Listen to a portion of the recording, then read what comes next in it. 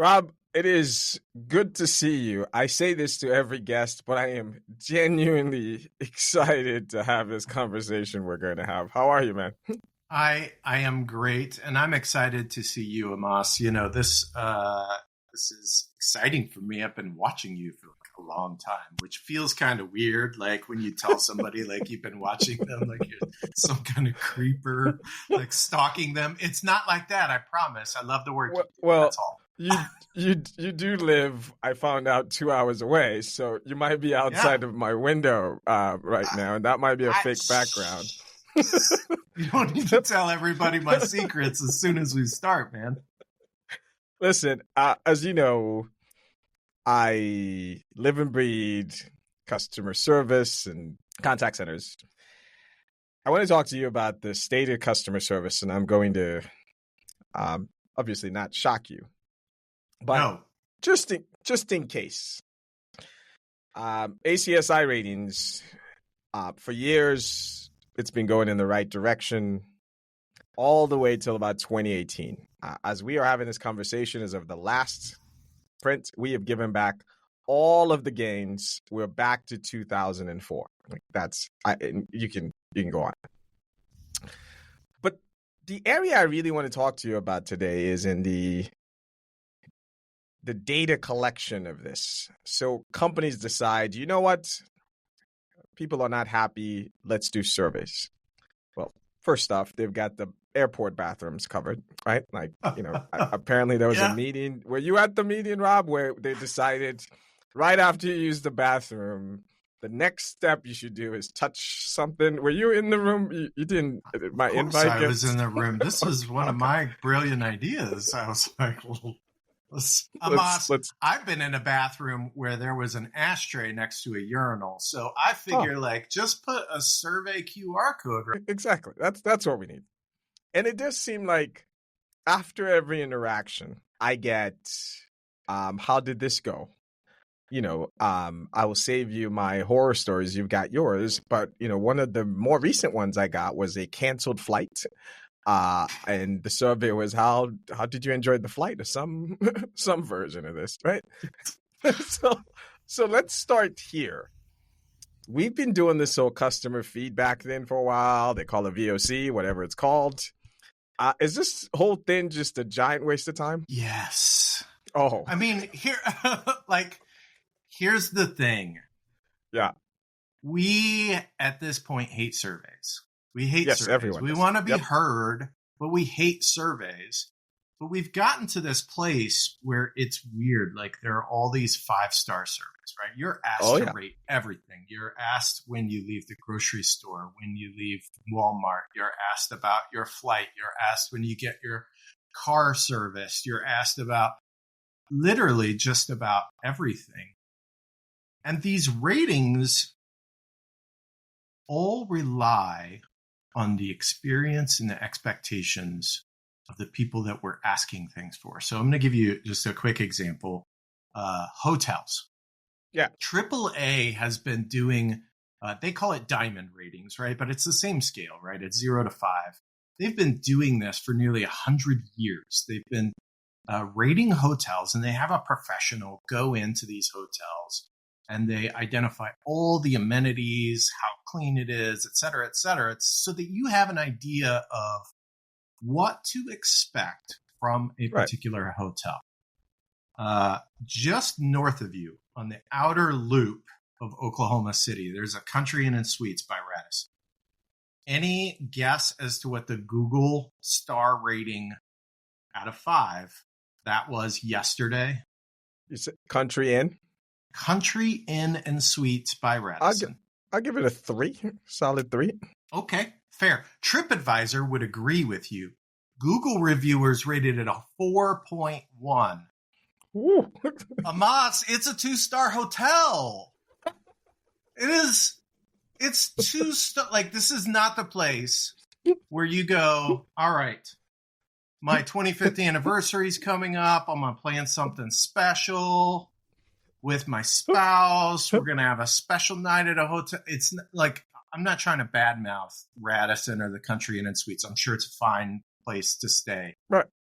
but it is not a 4-star hotel, right? A 4-star hotel is maybe not the most luxurious, but it's really, really, really nice.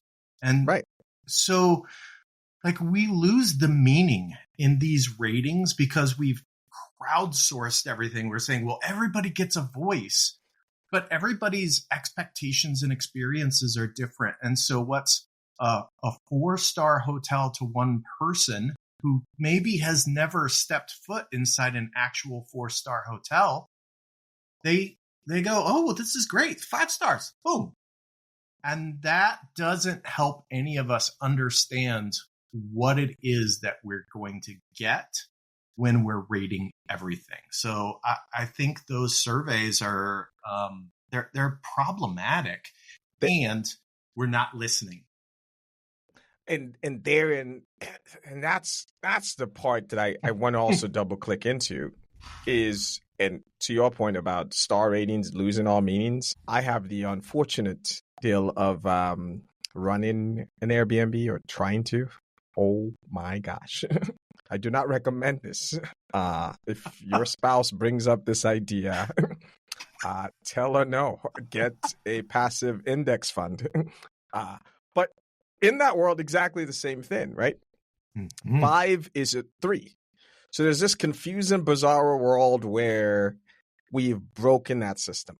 But back to your point, which I agree with, customers we still need to hear how they feel. We need that data. So I want to hear a little bit about, for I think over a decade now, remember big data? I think we forgot big data. We've moved on. Okay, that was big data is so early like, 2000s. Who cares?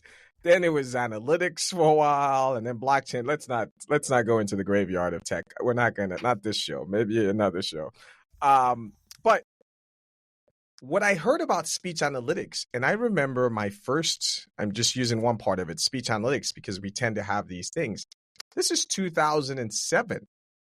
I worked for Coca-Cola at the time. And the basic premise was, hey, look, we don't need to go do a whole lot of work. We've got all these interactions where customers are constantly telling us stuff. They're telling us, forget your surveys. You could just watch, listen, and they will tell you right there, did I resolve all of your issues today? No, ma'am, you did not. Or I plan on canceling my deal. Like all the things are there. But for whatever reason, I thought what was going to happen, Rob, I don't know about you, was that eventually we'll just go, who gives a shit about surveys? And this small sample size that continues to reduce, we're going to pay attention to what is actually happening. What happened, or did I misinterpret where we're going? Because it's now been, oh my gosh, I'm getting old. How many years is that now? 17 years? Holy shit. Yeah, and it's been a long time. We're still doing surveys. So here's the thing. When I was early on, about, 7 years ago, I had a quality team, a team of analysts, right? Yeah. And so they're listening to phone calls. I had 5 people that reported to me. All they did was listen to phone calls every day, score them. And even then I recognized, like, we're missing, like, the data we're getting back is not statistically valid because we're getting such a small sample size. And so I looked into speech analytics as a solution for quality. Here's the problem at that time. The transcriptions were so bad, Amos. They were so bad that literally maybe you would get 60% accuracy. And that was with someone who had a really great speaking voice, good diction, good pronunciation. Like, it was the best you could ask for from a speech sample, but the transcription was bad, right? And contact centers have additional challenge, right? You're not in a perfect environment, right? So somebody's got the mic and it's like up here when they're talking because they put you on hold to ask a question and they forgot to put it back down. You can't hear anything. Or the customers get all this background noise, whatever. They're watching Jerry Springer. I guess that's not a thing anymore, but you know what I'm saying, right? And I gave up on speech analytics at that time. I was like, I can't use this. Like, the idea sounds great, but then I see the reality and I gave up. It wasn't until a few years ago that I changed my mind because the transcription has gotten so much better and our ability to extract things from those transcriptions is also a lot better. So I think some companies, maybe like me, had an early bad experience. Maybe they even went and implemented it, right? Maybe they actually bought that technology and then went, this is crap. I can't use this. And so they were just like, well, we'll get our surveys. And the other thing, quite honestly, is, look, people need numbers. They need numbers to report. They need numbers to make them look like the hero. They need numbers. You know what surveys deliver? Numbers. They are easy to quantify. Hey, our CSAT is up. Our NPS is up. We are good. And it's not about necessarily improving customer experience. It's about numbers. I know. I just spit the truth, man. Send your emails and concerns to Rob. But you're not wrong. I'm going to double down on that. Yeah. I mean, there's this, I'm glad more and more people, the bravery of our industry are saying, maybe this whole NPS then, they're coming out now. And let me add the voice to it. You name it. NPS, effort score, pick your score du jour. It's not the methodology that's the problem. I'm going to double down on what Rob said. It's the fact that no matter how insignificant, you need to go out to the world and tell someone your bonus depends on it, that you are at whatever percentage number it is, and you do not care whether you're surveying 0.0001% of your customers or not. Like, the machine operates on the number. And so the argument about let's trade out this score for one score misses the whole point of, as long as it's about a score, I'm not interested in your NPS score. Stop sharing it with me.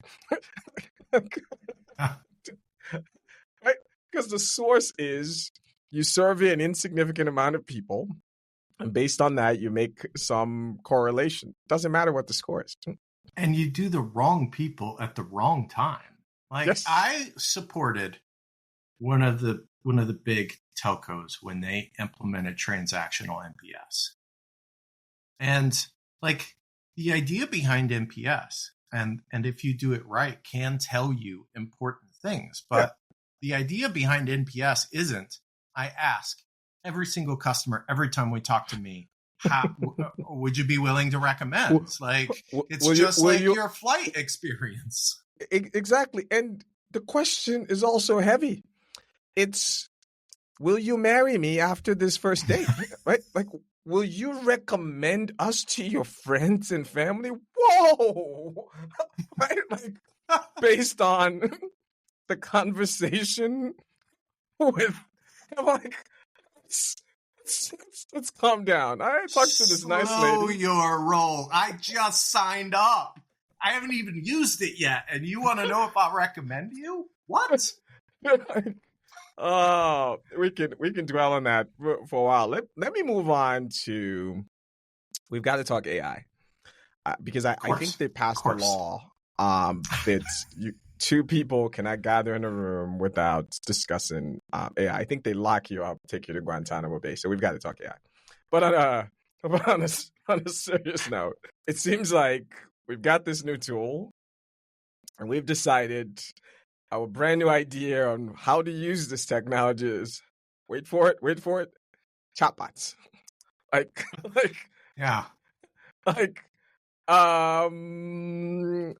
you seeing anything else? That seems to be where the imagination seems to stop.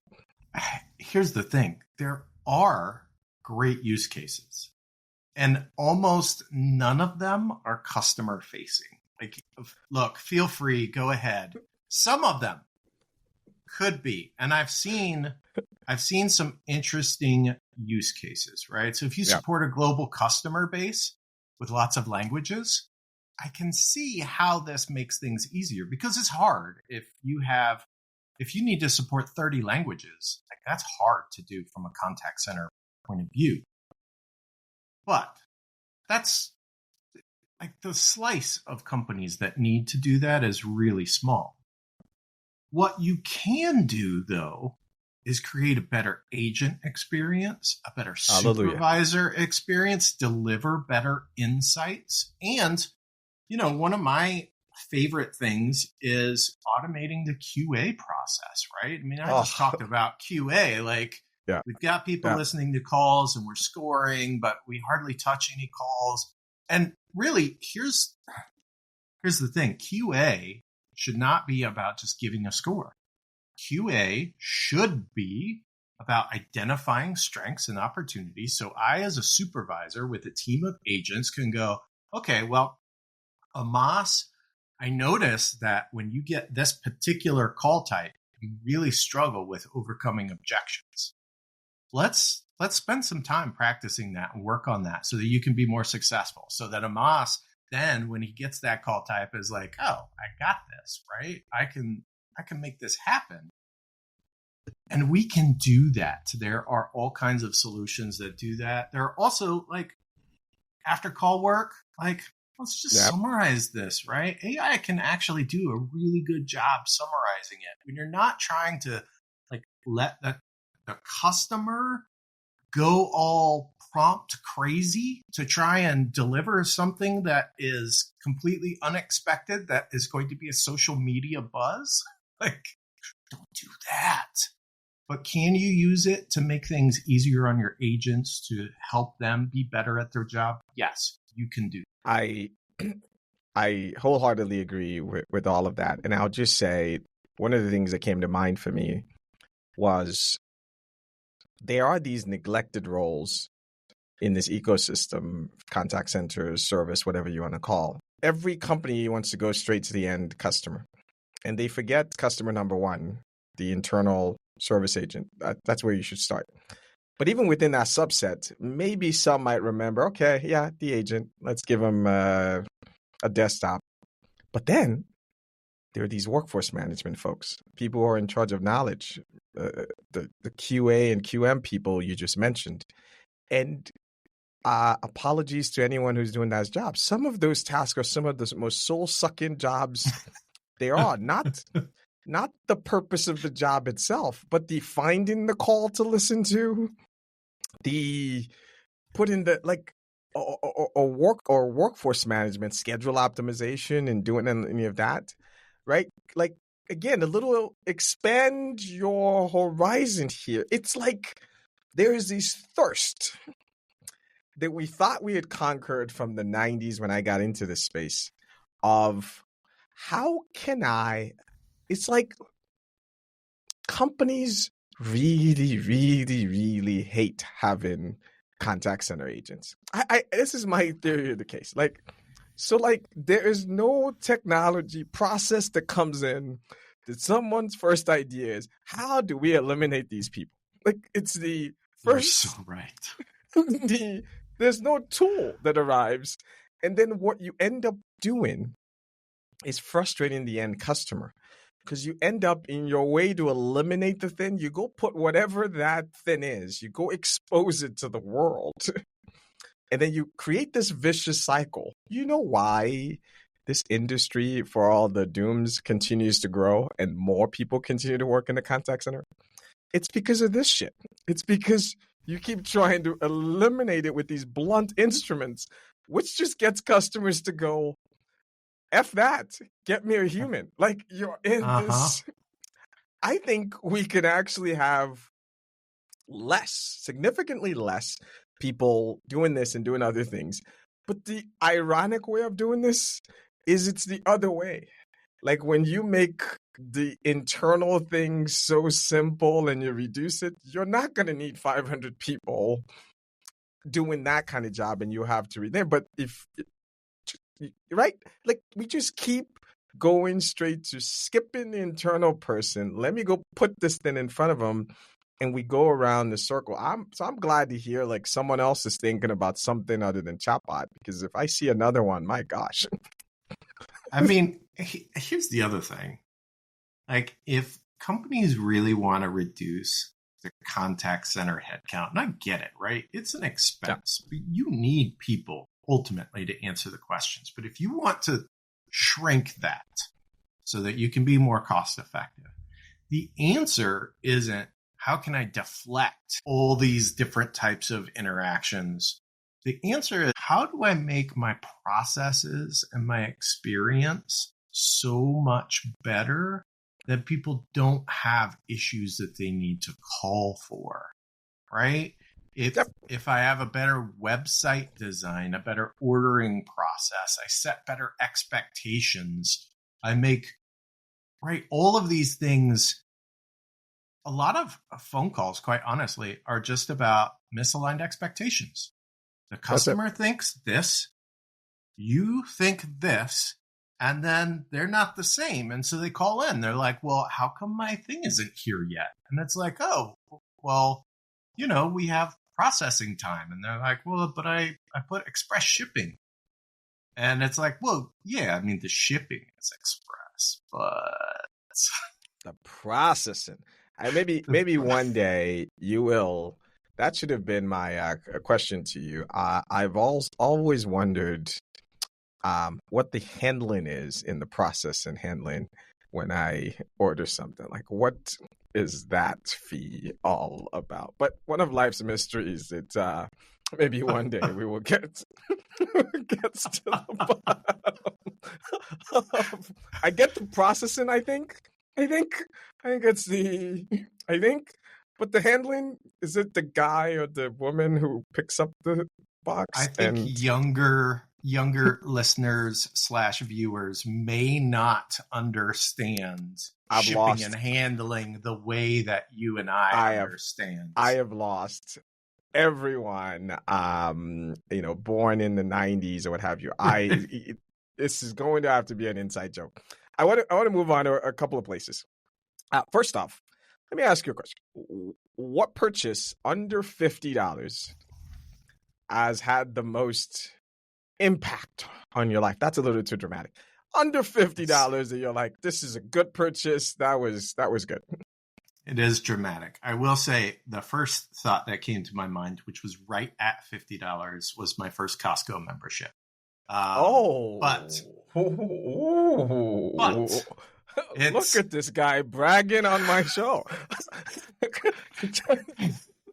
I mean, look, some people know I'm a fan, but I'm not going to talk about that. I'm actually going to talk about something entirely different that I think probably had a bigger impact. And it kind of seems a little ridiculous, but I thought a lot about this question because you gave me this one ahead of time. Thankfully, if you had just asked me this on the fly, I would have been lost. I would have had a horrible answer. Many years ago, when I was a young man, I was at the mall in a clothing store, and I saw this really cool shirt that I really wanted. It was a dress shirt, but that shirt had French cuffs on it.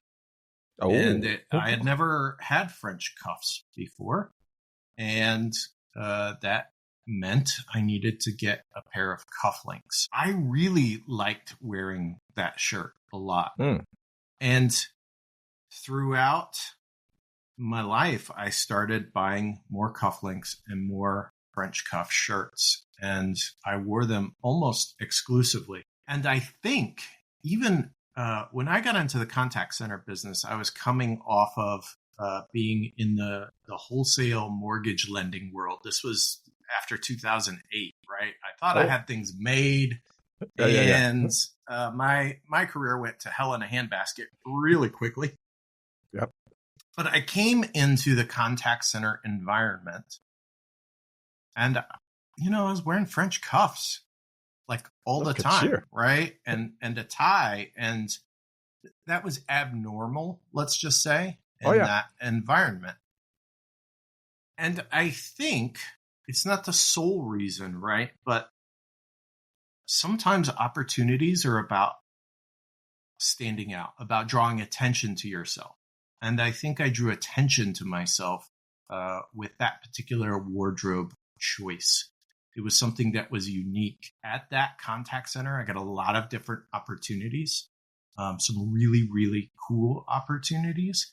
And I think, right, people noticed that. Maybe they didn't. Maybe No, standing I'm out. completely wrong, but I feel like that was a purchase that led to a series of other purchases that may have influenced my career in That's a beautiful. way that is hard to quantify. That's beautiful. You mentioned Costco and French cuffs.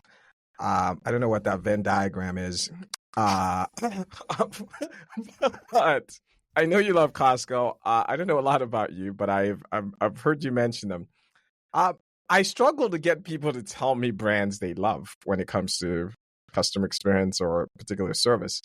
Outside of Costco, what's another brand you admire and you go, they get a lot of things right?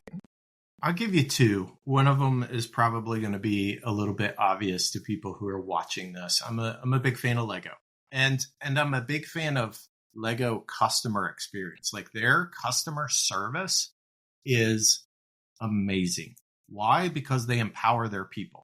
If you need to call because you're missing like a piece or your sticker sheet got messed up and you need a replacement, like they are awesome about taking care of you and getting you really what you paid for.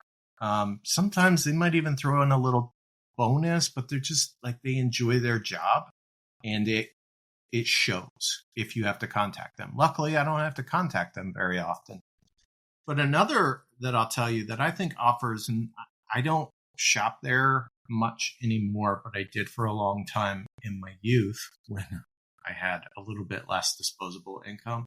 IKEA has this really great experience, and they've set up, for anyone that's not been to an IKEA location, they tell a story with all of their furniture. It's not just, hey, here's this piece of furniture. Like, no, here's this room, right? It's a bedroom, and here's how you can create a space that has this vibe. Or here's a kitchen, and how you can create a kitchen that has this kind of functionality. Like everything they do is helping you imagine their stuff in your place, in your it's space. brilliant. I agree. I will say, been to IKEA twice. My first experience in IKEA, for those who haven't been, you go in and it's a maze, and you can't follow get the out. Arrows. You can't get out. You just got to keep going. And at first, That's it was not awesome. true. There are shortcuts. So you keep going, and at first it was awesome, as Rob said. Halfway through, I'm like, I would like some lunch. And then, you know what? Lunch showed up halfway through. There's a giant, there's a giant food court. I do remember one of the highlights of the experience is leaving the store. I started a high five chain with a bunch of men I didn't know. Like, woo, we made it. And like it was awesome. Like we still tell the story today. Like, all these men with their wives and their deal, and we're all like, "Oh my gosh, we got on the other end." No, they get it right. So on your way out, I wanna ask you a tough question.